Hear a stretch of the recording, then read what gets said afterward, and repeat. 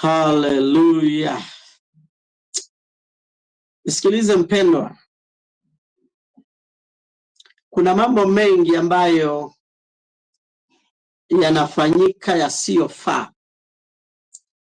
Taifa la Tanzania tunalipenda sana. Na Yesu anaipenda taifa la Tanzania. Juzi tumeona machafuko mengi. Lakini nilikuwa nimewaambia ya kwamba nyota ya utawala haipo juu ya Samia. Na tukaita damu ya Yesu Kristo kinyume chake. Hiyo damu inazungumza. Hatujui Polepole kampeleka wapi. Hatujui kwa nini bado Tundu Lissu yupo kizuizini. Hatujui kwa nini Mbowe wangependa kumshika. Hatujui kwa nini wanamtafuta Askofu Gwajima. Hatujui ni kwa nini. Lakini niliwaambia kwamba nyota ya utawala kwa wakati huu haipo juu ya Samia. Haipo juu ya Samia. Kwa sababu ipo juu ya mtu tofauti. Na ndio maana wamemweka kama kwenye orodha yao kama mtu wa kwanza. Wanataka kuwekelea watu ambao hawajahusika ya kwamba ndio wamehusika na machafuko haya yaliyotokea spontaneously katika nchi ya Tanzania siku ya uchaguzi wa mwaka huu wa 2025, uchaguzi ambao sio uchaguzi, ulikuwa ni kitu tu cha kuonyesha kwamba watu wanakubali.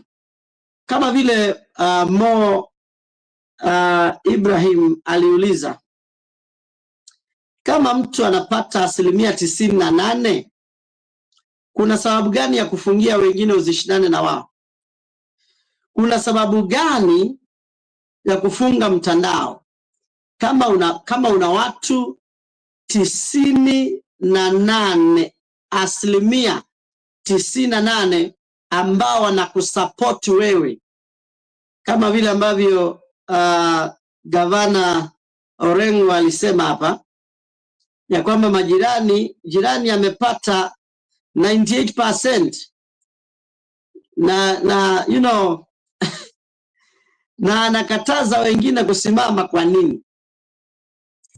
Kama amepata asilimia, kama anaweza pata asilimia 98%, sasa anazuia wengine kwa nini wasisimame? Lakini jambo ambalo imenivutia pamoja na kuzungumza unabii wa siku ya leo ni barua ambayo imeandikwa na jeshi la polisi la Tanzania. Barua ambayo nitakusomea hapa shortly. Barua ambayo imeandikwa na jeshi la polisi, alafu wamepeana majina kadhaa hapo. Hiyo barua inasomeka kwa namna fulani hapa, na ningelipenda nikusomee barua hiyo. Barua hii ya ambayo unaiona pale hapo kwenye screen yako. Niruhusu nikusomee barua hii, alafu nikusomee majina ya watu ambao wametajwa pale. Jeshi la polisi la Tanzania, Jamhuri ya Muungano wa Tanzania, Wizara ya Mambo ya Ndani ya Nchi, Jeshi la Polisi la Tanzania. Anwani ziko pale: ofisi ya mkuu wa jeshi la polisi, makao makuu ya polisi 4, mtaa wa Posta, sanduku la posta 961, Dodoma imeandikwa tarehe 7 mwezi wa 11 mwaka wa 2025. Taarifa kwa umma. Jeshi la polisi nchini linapenda kutaarifu umma wa Tanzania kuwa kufuatia matukio ya furugu, uporaji wa mali na uvunjivu wa amani yaliyotokea tarehe 29 katika majiji ya Dar es Salaam, Arusha, Mwanza na Mbeya, na pia mikoa ya Shinyanga, Geita, Songwe, Ruvuma, Mara, Dodoma, Kilimanjaro na Iringa, na kusababisha madhara kwa binadamu, kuharibu mali nyingi za umma na za watu binafsi, kulileta adhari kubwa. Na maana kwamba kuna mambo mengi yaliyofanyika kulingana kwa mujibu wa taarifa ya polisi, ni kwamba mbali na adhari ya uhai na maisha ya watu waliofanya uhalifu huo, waliharibu na kuchoma moto mali za umma kama vile ofisi za TRA, TAKUKURU, mahakama, ATM za baadhi ya benki, vituo vya polisi, vituo vya mabasi ya mwendokasi kutoka Kimara Mwisho hadi Magomeni na kutoka Magomeni hadi Moroko, ofisi za serikali za mitaa, kuchoma moto barabara za lami na za zege kwa kutumia matari na majengo kadhaa ya Chama cha Mapinduzi. Pia walichoma moto na kuharibu magari ya umma. Aidha, mali za watu binafsi ziliharibiwa na kuchomwa moto kama vile vituo vya mafuta, maduka mbalimbali, magari makubwa na madogo kuchomwa moto. Pia walifanya uporaji wa mali na pesa za watu kutoka maeneo mbalimbali ya biashara. So mambo haya wangalipenda sasa wawekelee watu fulani kwamba ndio watu waliofanya mambo haya. Sikiliza, pamoja na kwamba baadhi ya waliopanga na kutekeleza uhalifu huo wamekamatwa na kuanza kufikishwa mahakamani. Jeshi la polisi nchini kwa kushirikiana na vyombo vingine vya ulinzi na usalama linaendelea na msako mkali wa kuwatafuta wale wote waliopanga, kuratibu na kutekeleza uovu huo. Yaani hapa ndipo ambapo Wakenya wameumia kweli kweli, kwa sababu kuna msako ambao umefanyika, ambao ni msako wa kusaka wananchi wa Kenya, yani kwa ujumla wao. Yani pale hakuna kuangalia ulihusika kwenye maandamano ama hukuhusika. Yani pale ni kwa ujumla wao, ya kwamba wao wanaangalia hivi Mkenya huyu hivi ni Mkenya, hivyo tu. Akishagundulika ni Mkenya, basi hakuna kuwaza hivi huyu Mkenya alihusika ama hakuhusika. Moja kwa moja, wengine wanapigwa, wengine wameuawa, wengine wako korokoroni. Wanataka kuwawekelea kwamba Wakenya walifanya mambo haya. Lakini pia kuna jambo ambao wanajikanganya nayo sana, kwa sababu ya kwamba wametoa orodha ambayo nilikuwa nakusomea hapa. Wacha nikusomee hayo majina kisha tuweze kumalizia kwa pamoja.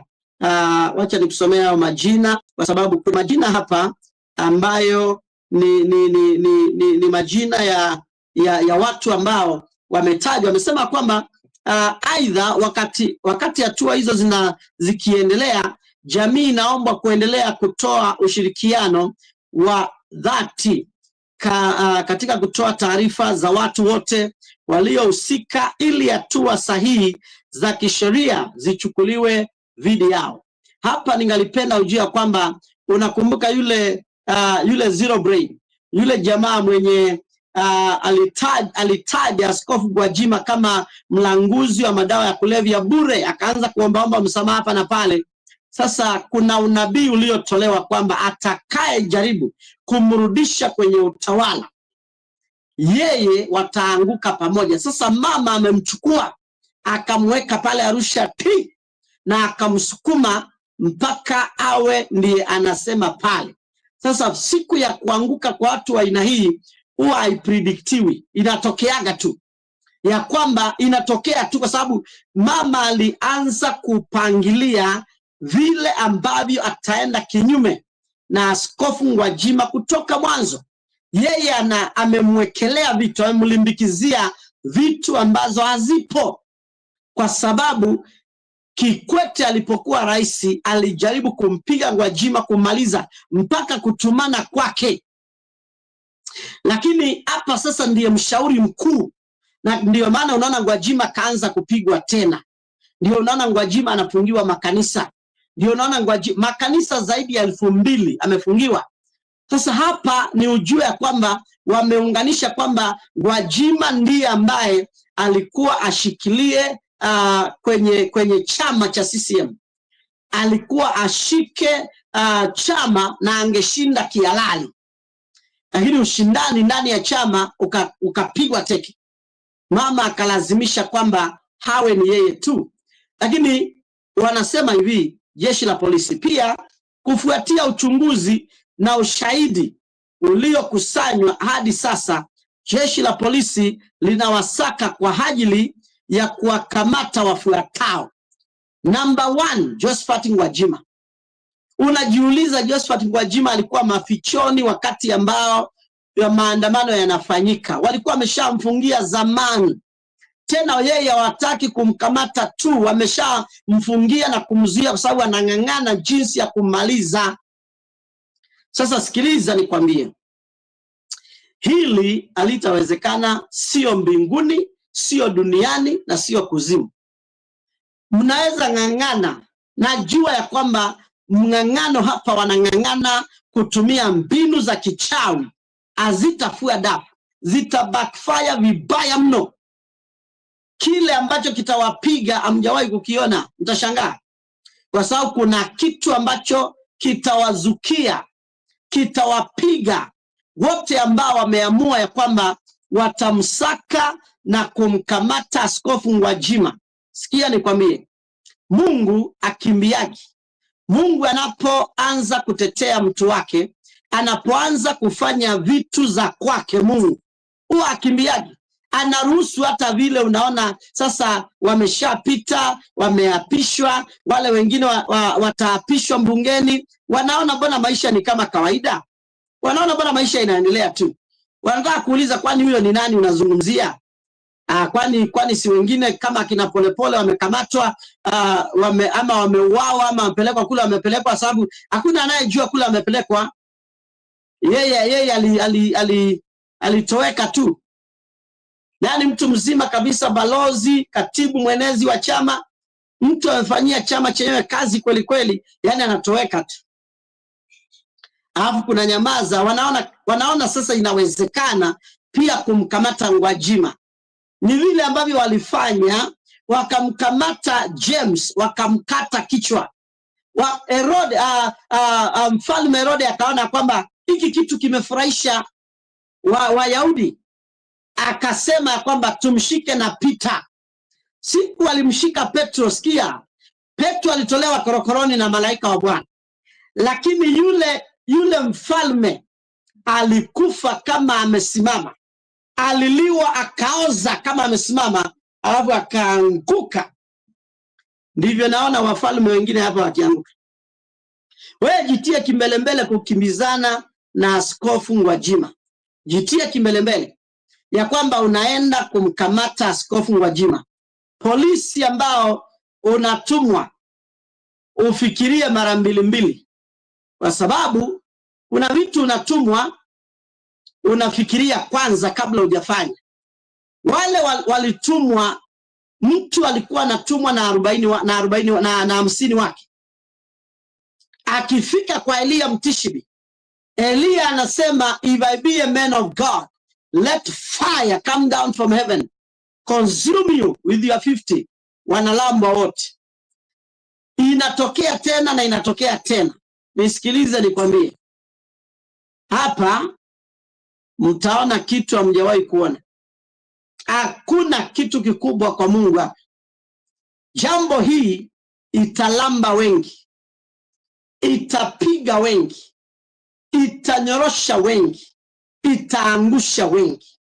Mtoto Yesu amewekwa kwa ajili ya kuinuka na kuanguka kwa wengi. Hapa wataanguka walio wengi. Jina la Askofu Gwajima mmeliweka kama jina la kwanza. Mkae tayari, kwa sababu mtakutana na kitu kitawashangaza sana.